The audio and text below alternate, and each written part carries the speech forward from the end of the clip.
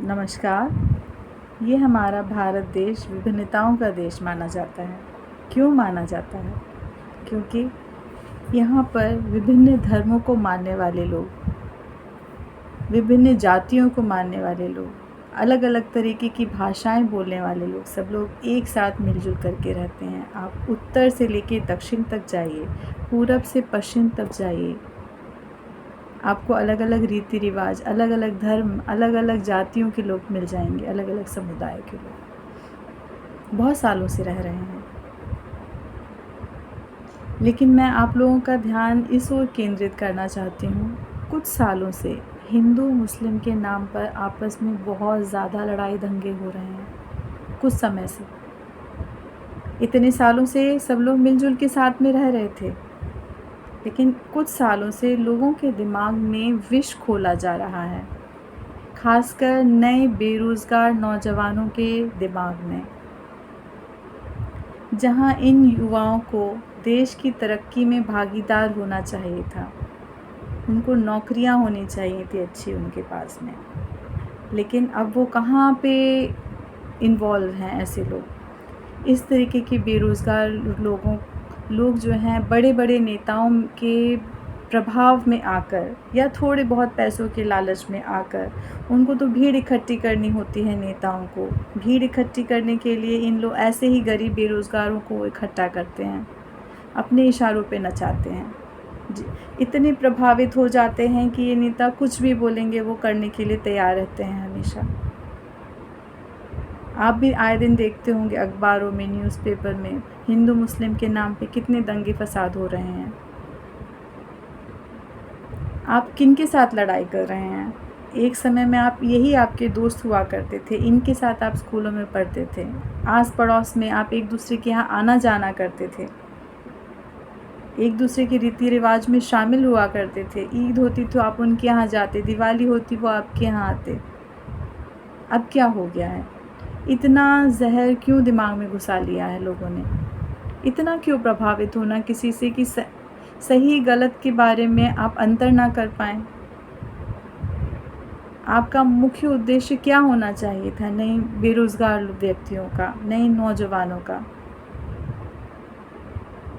ये कि आप नौकरियों में जाते, जॉब करते, हमारे देश की इकोनॉमी बढ़ाने में, देश को डेवलपमेंट करने में अपना योगदान देते। लेकिन आपका योगदान कहाँ जा रहा है? खुद सोच के देखिए। दंगे फसाद करने में, भीड़ इकट्ठी करने में, और जा कर के दंगे करने में, गाड़ियाँ जलाने में, एक दूसरे को पत्थर मारने में। किस हद तक सही है ये सब? और कौन कहता है कि हिंदू सुरक्षित नहीं है? इतने सालों से तो हिंदू सुरक्षित थे, अचानक से कैसे असुरक्षित हो गए हिंदू? बहुत सालों से सब लोग मिलजुल के जब साथ में रह रहे थे, तब तो हिंदू मुसलमान सब जब रह रहे थे, तब तो हिंदू सुरक्षित थे।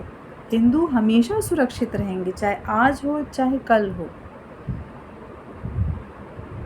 अपनी बुद्धि से इस चीज़ को निकाल दीजिए कि हिंदू सुरक्षित नहीं है। हिंदू हमेशा से सुरक्षित हैं। मेन बात यह है कि आप लोगों को यह बात समझने की ज़रूरत है कि कोई आप लोगों में फूट डालने की कोशिश कर रहा है। कभी आपको कोई समझाने आता है तो उनके बहकावे में ना आए। सोच के देखिए, कभी भी दंगे फसाद होते हैं तो कौन मारा जाता है, कौन प्रभावित होता है? आप जैसे गरीब व्यक्ति, बेरोज़गार व्यक्ति, उनके घर जलाए जाते हैं।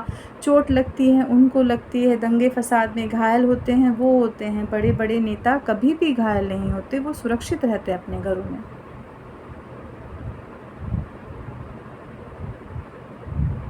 आप लोगों को समझने की ज़रूरत है किनके साथ लड़ाई कर रहे हैं आप हिंदू मुस्लिम के नाम पे। ये आपके भाई हैं, आपके मित्र हैं, आपके दोस्त हैं, उनके परिवारों के साथ में। अपने मन से हिंदू मुस्लिम के नाम पे जो ये आपके दिमाग में जो जहर घोला जा रहा है, इसको मिटा दीजिए, मिलजुल करके रहिए।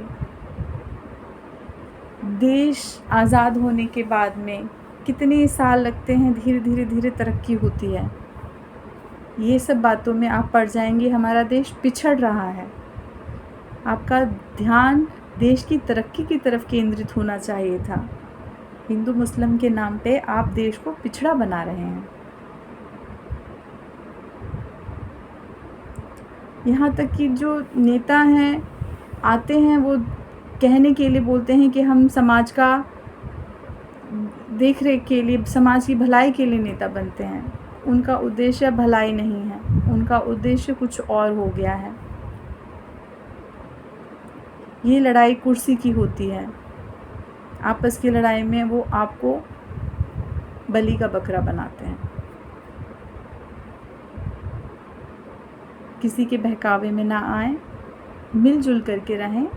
ये हमारा भारत देश विभिन्नताओं का देश है, इस चीज़ को समझें।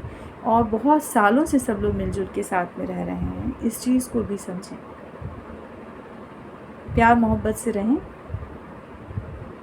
और अपना ध्यान देश की तरक्की में लगाएं।